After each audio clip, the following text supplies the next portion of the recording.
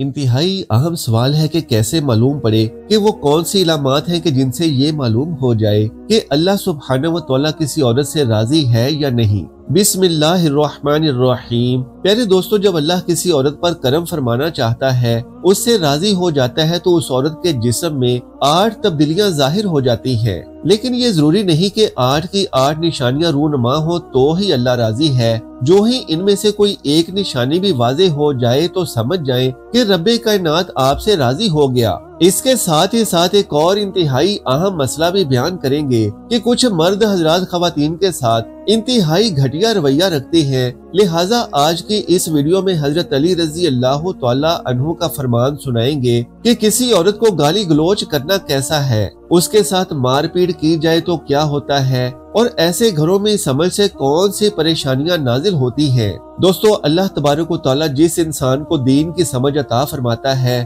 اسے دین سے جوڑ دیتا ہے اور اسے اپنا محبوب بنا لیتا ہے۔ حضرت عبداللہ ابن مسعود رضی اللہ تعالیٰ عنہ سے مروی ہے کہ نبی کریم صلی اللہ علیہ وآلہ وسلم نے فرمایا، اللہ تبارک و تعالیٰ تمہارے درمیان اخلاق بھی تقسیم کرتا ہے جس طرح رزق تقسیم کرتا ہے۔ اللہ دنیا اس کو بھی دیتا ہے جو اللہ کا پیارا ہو یا نہ ہو، لیکن اللہ سبحانہ و تعالیٰ دین کی سمجھ اس کو ہی دیتا ہے جو اللہ کا محبوب ہوتا ہے۔ پیارے دوستو، عبادت کی محبت، قرآن کی محبت، اللہ کی محبت اور اللہ کے ذکر سے محبت، رسول اللہ صلی اللہ علیہ وآلہ وسلم پر درود و سلام بھیجنے کا شوق اور تڑپ، یہ وہ چیزیں ہیں کہ اللہ نے اسے اپنا محبوب بنا لیا ہے۔ لہٰذا کسی بھی عورت سے اللہ کے راضی ہونے کی پہلی نشانی تو یہی ہے۔ اب بہت سی عورتیں یہ سوال کرتی ہیں کہ ذکر و اذکار اور درود پاک کس طرح سے پڑھیں، کیونکہ خواتین کے لیے عبادات مردوں کی نسبت تھوڑا مشکل اس لحاظ سے ہیں کہ شادی شدہ خواتین کے بہت سے مسائل ہیں۔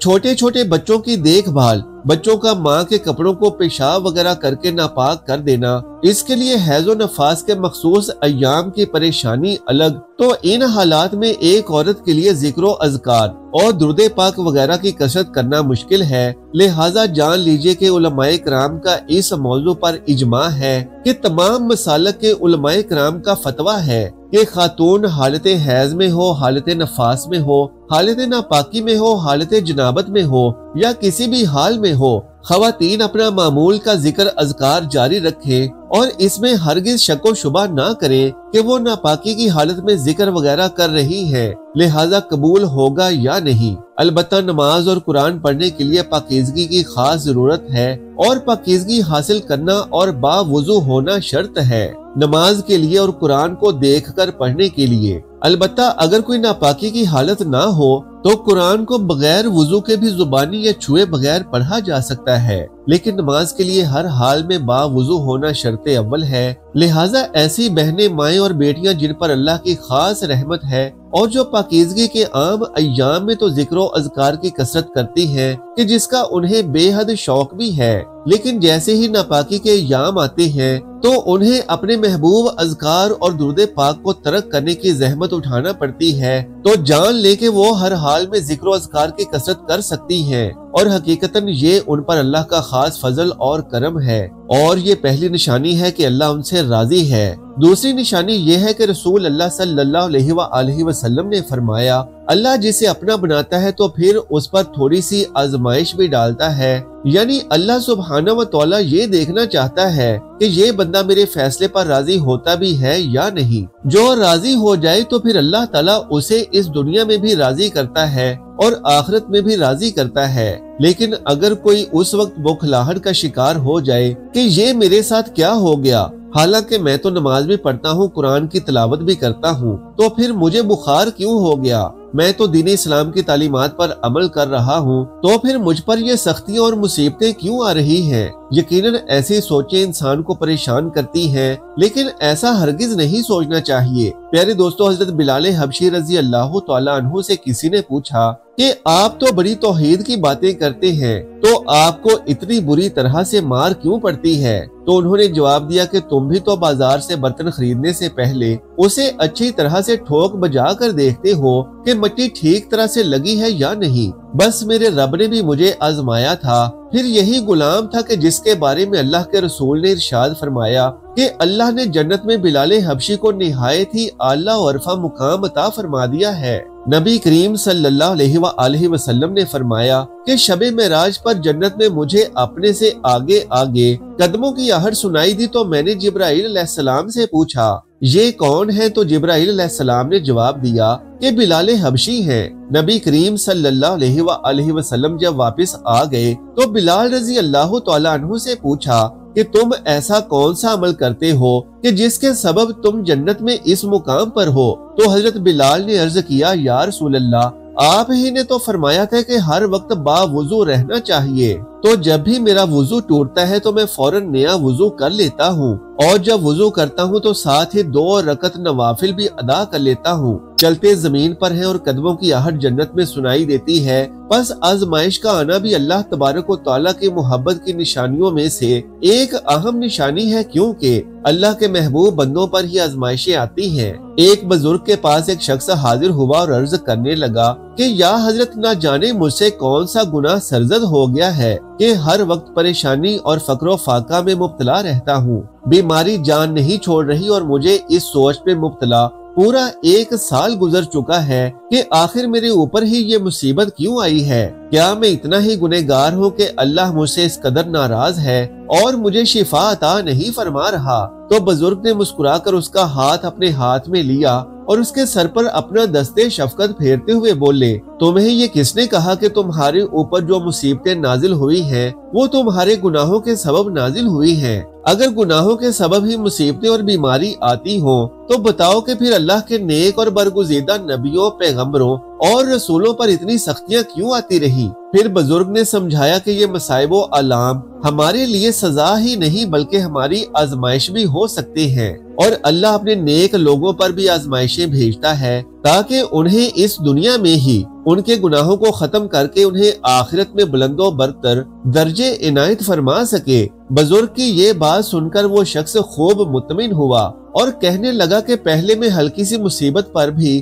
ہر وقت پریشان رہتا تھا، لیکن اب میں جان چکا ہوں کہ مصیبتیں اور سختیاں تو اللہ کے نیک لوگوں پر بھی آتی ہیں، لہٰذا میں کھلے دل کے ساتھ ہر طرح کی مصیبت اور پریشانی کا مقابلہ کروں گا۔ پیارے دوستو، تیسری اور ایک بہت ہی پیاری نشانی یہ ہے کہ اللہ سبحانہ و تعالیٰ جب بھی کسی انسان سے محبت کرتے ہیں تو اس کے اندر ایک انتہائی خوبصورت تبدیلی رونما ہو جاتی ہے۔ حدیث میں آتا ہے کہ اللہ تبارک و تعالیٰ جب کسی انسان سے محبت کرتے ہیں تو حضرت جبرائیل علیہ السلام کو حکم فرماتا ہے کہ آسمان میں اعلان کر دو کہ میں اپنے فلاں بندے سے محبت کرتا ہوں۔ تب حضرت جبرائیل علیہ السلام آسمان کے اربوں خربوں فرشتوں میں اعلان فرما دیتے ہیں کہ اللہ اپنے فلاں بندے سے محبت کرتا ہے، لہٰذا حضرت جبرائیل علیہ السلام آسمان کے تمام فرشتے اور تمام نورانی مخلوقات اس سے محبت کرنے لگتے ہیں۔ پھر ایک فرشتہ دنیا میں آتا ہے اور زمین والوں میں اعلان کرتا ہے کہ فلاں شخص اللہ کا محبوب ہے۔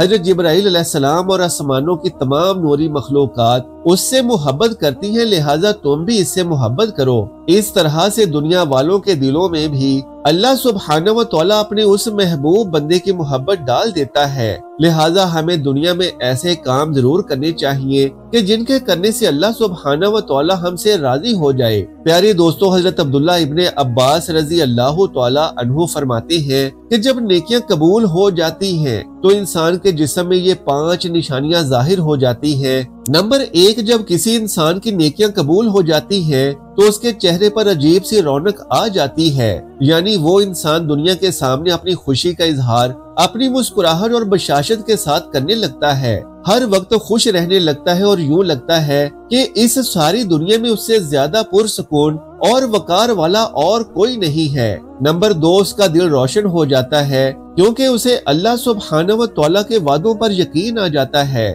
لہٰذا اس کے پاس کچھ ہو یا نہ ہو لیکن اس کے دل میں اتنی خوشی ہوتی ہے کہ اس کو کوئی پرواہ ہی نہیں ہوتی۔ یاد رکھو کہ انسان مال و دولت سے امیر نہیں بنتا بلکہ ہمیشہ دل سے امیر بنتا ہے۔ حضرت علی رضی اللہ تعالیٰ عنہ فرماتے ہیں کہ دولت مٹی کی طرح ہے اور مٹی کو پیر کے نیچے رکھنا چاہیے، अगर अपने सर पर चढ़ाओगे तो वो कब्र बन जाएगी और कब्र जिंदा लोगों की नहीं होती। नंबर 3, जब किसी की नेकियां कबूल हो जाती हैं तो उसके जिस्म में नेकी की ताकत आ जाती है और शैतान उसे गुमराह नहीं कर सकता। अल्लाह सुब्हानहू व तआला उसके जिस्म में शैतान से बचने की ताकत पैदा कर देता है। नंबर 4, वो अपने मालो दौलत में फरावानी पैदा करता है, यानी अल्लाह सुब्हानहू व तआला उसके रिस्क में बरकत पैदा करता है। वो लोगों पर चाहे जितना भी खर्च करे, जरूरतमंदों को कितना भी बांटे, उसकी दौलत में कमी नहीं आती। हजरत अली रजी अल्लाह तआला अन्हु फरमाते हैं कि नसीब का रिस्क इंसान को ऐसे तलाश करता है जैसे मरने वाले को उसकी मौत तलाश करती है।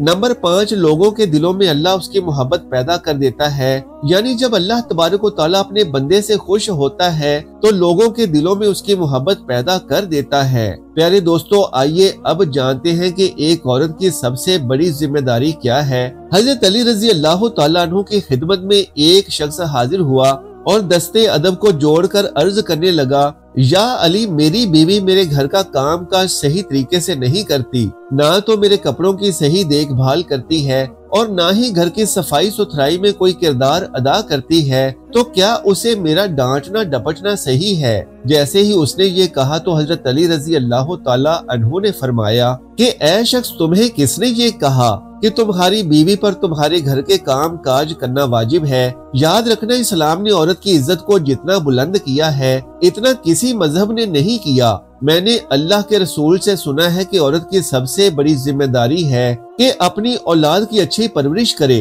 और उनका ख्याल रखे, लेकिन अगर अपनी औलाद की परवरिश करने की उजरत शौहर से मांगना चाहे तो मांग सकती है। और तुम घर के कामों की बात करते हो, अगर वो खुशी से अपने घर का काम काज करती है तो ये उसकी अजमत है, तुम उसका शुक्रिया अदा करो और उसका एहतराम किया करो। प्यारे दोस्तों, हजरत अली रजी अल्लाह तआला अन्हु ने फरमाया कि मैंने अल्लाह के रसूल से सुना कि जिस वक्त औरत अपने घर का काम काज करती है उस वक्त अल्लाह सुब्हानहू व तआला फरिश्तों को जमीन पर भेजते हैं और कहते हैं कि जब तक ये औरत अपने घर का काम काज करती रहे इसके लिए इबादत लिखते रहो, और वो वक्त जो औरत अपने घर के कामों में लगाती है वो उसकी इबादत में शामिल हो जाता है। ये औरत की अजमत है कि वो तुम्हारे घर को जन्नत बनाती है, तुम्हारे बच्चों को अजीम इंसान बनाती है। लेकिन अगर कोई शख्स औरत पर जुल्म करे, घर के कामों की वजह से उसे टोकता रहे और उस पर जुल्म करता रहे, तो रोजे महशर अल्लाह तबारक व तआला उस इंसान को गधे की शक्ल में उठाएगा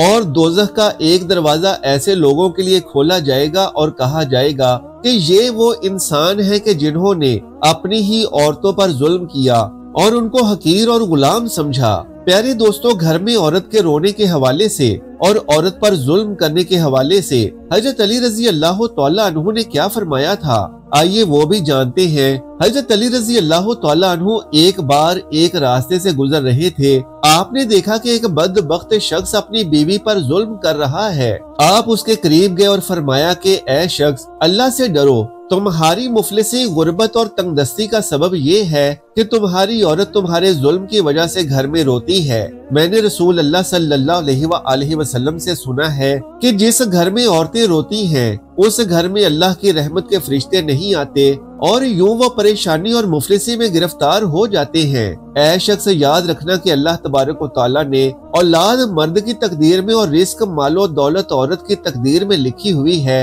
अगर तुम ये चाहते हो कि तुम्हारे रिस्क में फरावानी हो और दौलत, इज्जत और शोहरत दिन ब दिन बढ़ती चली जाए, तो अपने घर में अपनी औरतों का ख्याल रखो और उन्हें खुश रखो। अल्लाह के फजलो करम से तुम दौलत, शोहरत, इज्जत और माल में फरावानी पाओगे। प्यारे दोस्तों, इसी तरह का एक और वाकया भी है कि एक मर्तबा हजरत अली रजी अल्लाह तआला अन्हु एक रास्ते से गुजर रहे थे कि आपने देखा कि एक शख्स अपनी औरत पर जुल्म कर रहा है और उसकी बेदरेग तौहीन कर रहा है। हजरत अली रजी अल्लाह तआला अन्हु उसके करीब गए और फरमाने लगे कि ऐ शख्स, याद रखना, अल्लाह ने मर्द को औरत से ज्यादा ताकतवर इसलिए बनाया है कि वो औरत की हिफाजत कर सके, ना कि औरत पर जुल्म करे। मैंने रसूल पाक सल्लल्लाहु अलैहि वसल्लम से सुना है कि जो शख्स अपनी औरत पर जुल्म करता है तो अल्लाह सुब्हानहू व तआला उस पर लानत भेजता है। उस शख्स ने कहा कि या अली, ये मेरे निकाह में है, मैं इसको जो भी बात कहता हूँ ये नहीं मानती।